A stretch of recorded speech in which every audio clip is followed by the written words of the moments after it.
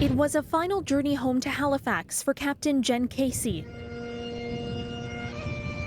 the Canadian Forces captain who lifted off for multiple journeys across the country, trying to cheer up Canadians in the middle of a pandemic. Her death now uniting us in grief. My friend, Captain Jennifer Casey, was a Canadian hero. Caryn Ceolin says Casey's smile will help her home province, already battered by tragedy after tragedy, get through the day. It's a sad day. I mean, let's make no mistake about it. It is a very sad day, but she would be very proud of Nova Scotia. Those paying their respects line the streets of Halifax wearing the red and white colors of the famed Snowbirds in Casey's honor. It was last Sunday, moments after takeoff in Kamloops, BC, one of those iconic red and white jets spiraled to the ground. Captain Casey, who had been conducting Operation Inspiration, was killed. The fact that this happened during Operation Inspiration, where they were going around cheering us, Canadian, is even more touching.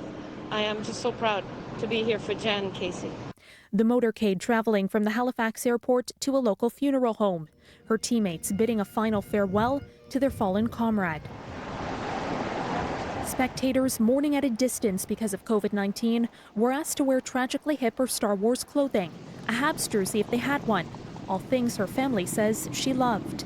Even if her beloved Montreal Canadiens were awful, she could still smile about them. Before becoming the Snowbirds' public affairs officer, Casey was a journalist. She's being remembered by her former colleagues for being a gifted storyteller and, again, that infectious smile. We could have a rough day in the newsroom, or the news could be really heavy of the day, and she would just flash that grin, and it would lighten everything up. Recently, Nova Scotia has been struggling with the worst mass shooting in its history. A helicopter crash that killed 6 members of the military based in Halifax. The emotions of COVID-19, the search for a missing toddler.